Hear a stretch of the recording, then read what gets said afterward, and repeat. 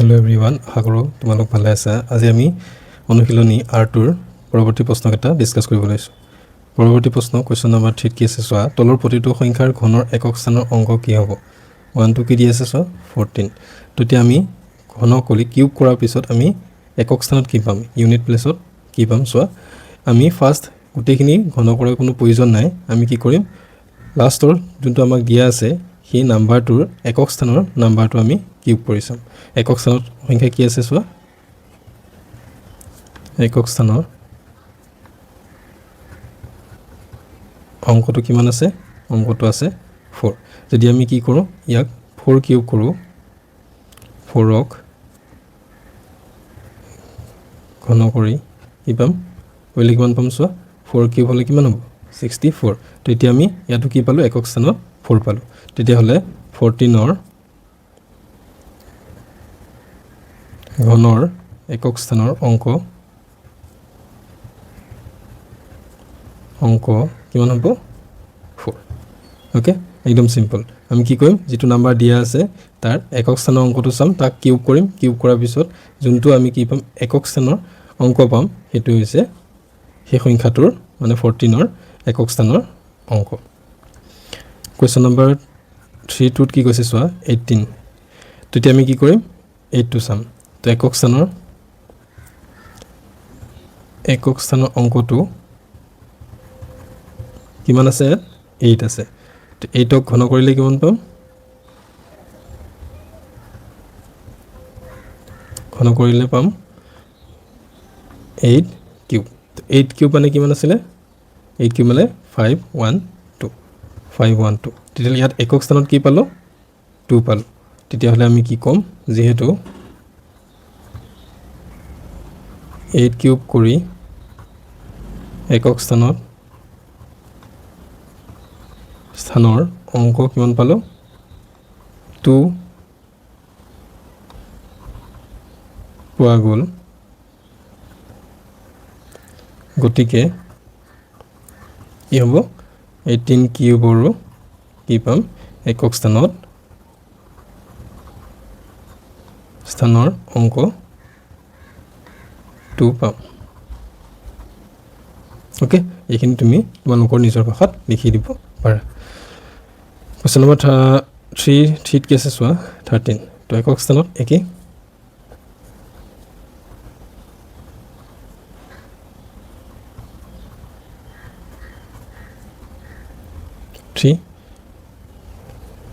3 ঘন কৰিলে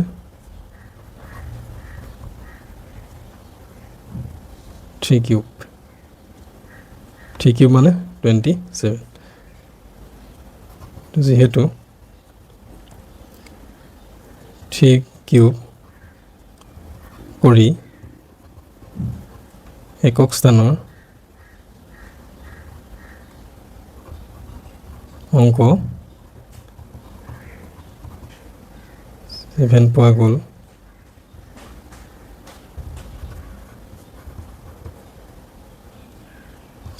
কিউব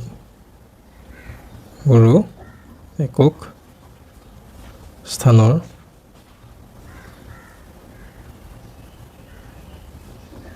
অংক 7 পৰৱৰ্তী কোৱেশ্চনটো কি কৰিলে 27 একক স্থানৰ অংকটো কিমান 7 তো 7ক আমি ঘন কৰিলে কিমান পাম কৰিলে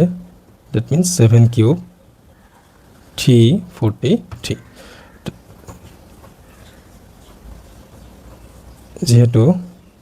7 কিউব কৰি একক স্থানত অংক কিমান পালো 3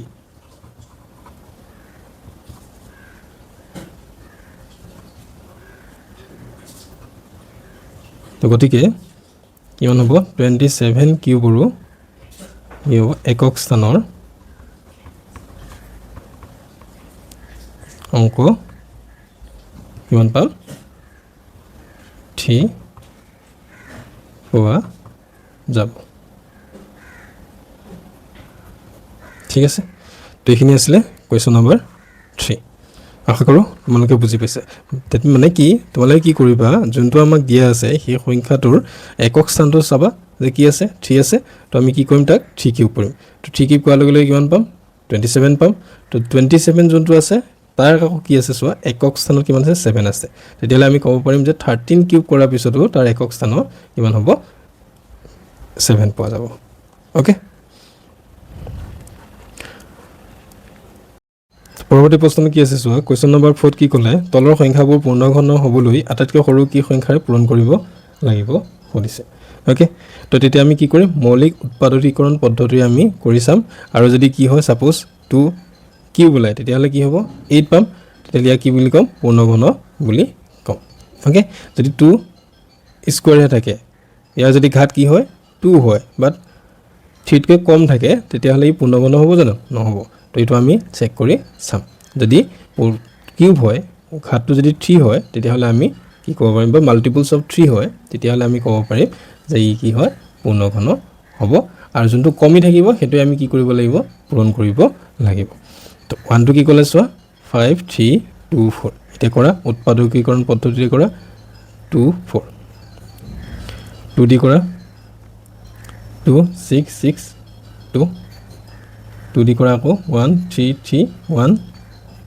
এইটো যাব আকৌ 11 121 11 11 তো 11 1 এতিয়া চোৱা 2 স্কোৱাৰ 2 দুটা আছে ন 1 2 11 কেইটা আছে 3 তেতিয়া চোৱা এইটো কমপ্লিট হৈ আছে ন ঘাত কিমান আছে 3 আছে তেতিয়াহ'লে ই ইয়াৰ কোনো প্ৰয়োজন নাই এতিয়া চোৱা এইটোত চোৱা 2 আছে তো ডেট মিন্স কি আছে 2 আৰু এটা 2 কি হৈছে কম হৈ আছে তেতিয়াহ'লে আমি কি কৰিব লাগিব 2 সংখ্যাৰে আকৌ এটা পূৰণ কৰিব লাগিব তো প্ৰদত্ত সংখ্যাটো পূৰ্ণ ঘন হ'বলৈ কি কৰিব লাগিব হ'বলৈ 2 ৰে পূৰণ কৰিব লাগিব ওকে আশা কৰোঁ বুজি পাইছা একদম ইজি যেটো যেনেকৈ আমি স্কোয়াৰ কৰিছিলোঁ তেনেকৈ একেই ইয়াত আৰু বেলেগ একো নাই ইয়াত খালি কিউব তাত স্কোয়াৰ আছিলে পিছৰ প্ৰশ্নটো কি আছে চোৱা 3087 একেই মেথড 87 কৰি যোৱা 3 যাব 1029 আকৌ 3 দি যাব 3 3 4 3 7 দি যাব 49 আকৌ এবাৰ 7 7 7 1 তো 3 স্কোয়াৰ দুটা আছে ন আৰু 7 কিউব এতিয়া চোৱা এইটো কমপ্লিট হৈ আছে বাট ইয়াত কি হৈ আছে কম হৈ আছে তেতিয়াহ'লে কি সংখ্যা দি মাল্টিপল কৰিব লাগিব 3 দি মাল্টিপল কৰিব লাগিব তো 3 ৰে পূৰণ কৰিব লাগিব তো প্ৰদত্ত সংখ্যাটো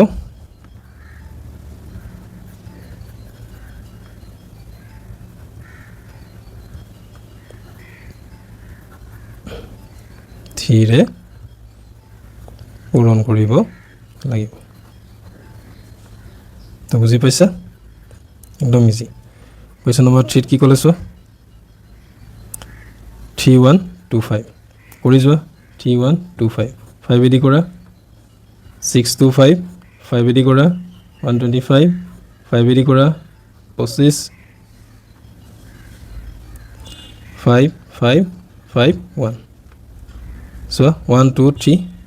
4 5 5 তেজ 5 to 3 মাল্টিপলছ হয় জানো নহয় 6 হ'ব লাগিছিল কি কমি আছে এটা কমি আছে তো আমি লিখিম তো প্ৰদত্ত সংখ্যাটো পূৰ্ণ ঘন হ'বলৈ 5 ৰে পূৰণ কৰিব লাগিব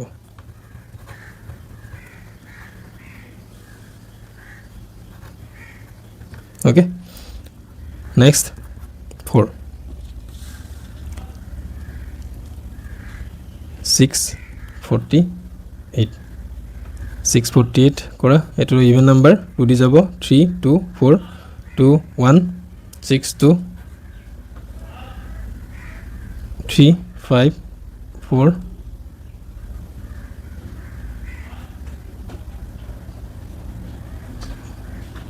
2 দি 8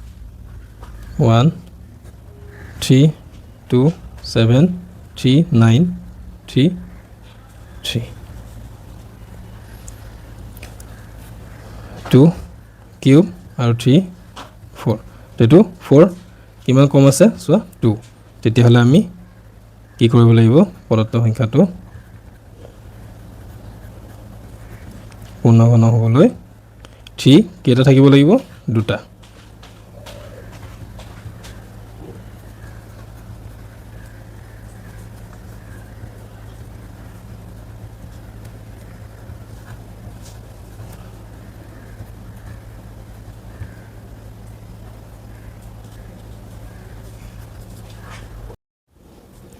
কুৱেশ্যন নম্বৰ 5ত কি ক'লে চোৱা কুৱেশ্যন নম্বৰ 5ত কৈছে যে এটা পূৰ্ণঘন পাবলৈ আটাইতকৈ সৰু কি সংখ্যাৰে তলৰ সংখ্যাকেইটাক হৰণ কৰিব লাগিব এতিয়া আটাইতকৈ সৰু কি সংখ্যা আমি কি কৰিব লাগিব সেই সংখ্যাটোক হৰণ কৰিব লাগিব যাতে আমি কি পাম এটা পূৰ্ণঘন সংখ্যা পাম এতিয়া চোৱা 5ৰ 1টোত কিমান দিয়া আছে 10368 ওকে এতিয়া আমি কি কৰিম সেম প্ৰসেস যেনেকৈ আমি পূৰণৰ ক্ষেত্ৰত কৰিছিলো ইয়াতো আমি হৰণৰ ক্ষেত্ৰতো কৰিম উৎপাদক উলিয়াম 2 5 1 8 4 আকৌ 2 এৰি যাব 2 দুগুণ 4 2 5 গুণ 10 2 9 গুণ 18 2 দুগুণ 4 আকৌ 2 দি যাব 2 1 2 9 6 যাব আকৌ 2 6 4 8 2 3 2 4 2 1 6 2 আকৌ যাব 2 8 1 3 দি যাব 3 2 7 3 9 আকৌ 3 3 3 1 তো অলপ ডাঙৰ হৈ যায় ডাঙৰ নাম্বাৰ হলে তো আমি উৎপাদক কি পালো চোৱা 2 কেটা পাইছো 1 2 3 4 5 6 7 তো 2 to the power 7 আৰু 3 কেটা 1 2 3 4 চোৱা এতিয়া কি আছে চোৱা 2 আমি পূৰ্ণঘন সংখ্যা পাবলৈ কি 3 লাগে হয় কিমান 2 টাইমছ হলে আমি কিমান পাম 6 পাম এটো বুজাবৰ কাৰণে তোমালোক কৈছো যে 2 to the power 6 হয় আৰু এটা কি থাকিব এক্সট্ৰাকে থাকিব তেতিয়া কি হ'ব টোটাল 7 ইনটু 3 কিউব 3 কি হলে পূৰ্ণঘন হ'ব আৰু এটা এক্সট্ৰা 3 থাকি যাব চাৰিটা আছে ন তো ইয়াত তিনটা হৈ গল আৰু এটা থাকি যাব ইয়াত 6 হল আৰু এটা এক থাকি যাব দ্যাট মিন্স এইকেইটাটো পূৰ্ণঘন হৈ যাব বাকি 2 আৰু 3 এক্সট্ৰাকে থাকি গল তো এই দুটা সংখ্যা দি আমি কি কৰিম মাল্টিপল কৰিব লাগিব সৰি হৰণ কৰিব লাগিব এতিয়া আমি কি কৈছে যে 10 6 8 সংখ্যাটো 6 এৰে হৰণ কৰিলে আমি কি পাম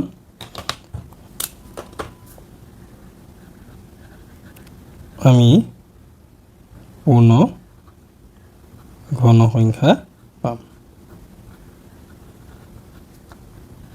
বুজি পালা একদম ইজি জাস্ট উৎপাদক এটা কাৰেক্টলি উলিয়াই ল'ব লাগিব কোৱেশ্চন নম্বৰ 2 ত কি আছে চোৱা কোৱেশ্চন নম্বৰ 2 ত আছে 2187 এতিয়া আকৌ সেম 2187 ক তোমালোকে উৎপাদক উলিয়াবা তো ইয়াত চোৱা 3 দি যাবনে না চেক কৰিব লাগে প্লাস কৰি চোৱা 2 plus 1 3 3 plus 8 11 11 plus 7 কিমান 18 18 to কি যাব 3 দি যায় তো 3 দি যাব 3 7 3 2 3 9 ওকে আকৌ যাব 3 দি 3 2 4 3 আকৌ যাব 8 1 3 27 3 9 3 3 আৰু 3 1 3 কেটা পালো 1 2 3 4 5 6 7 তো 3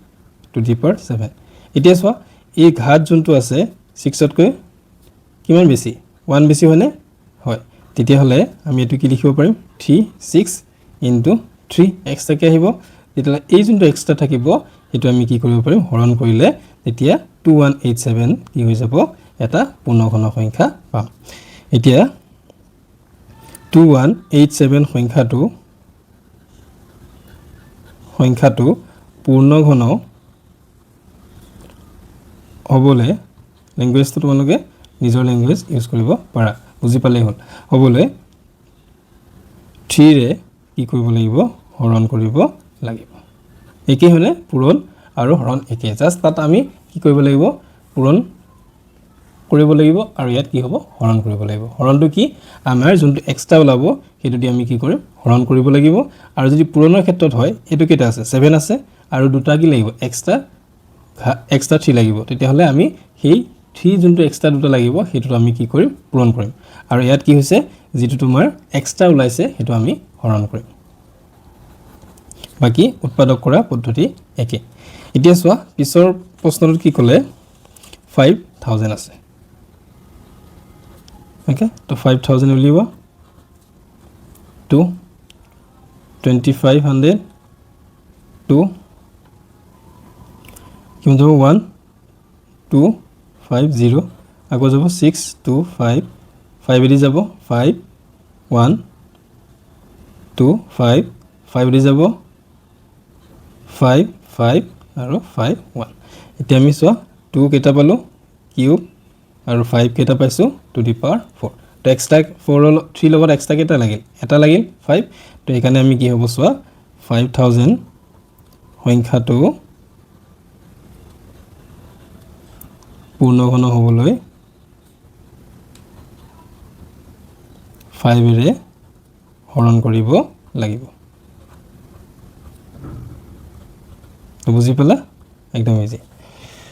তো নেক্সট কোৱেশ্চনত কি আছে চোৱা কোৱেশ্চন নম্বৰ 4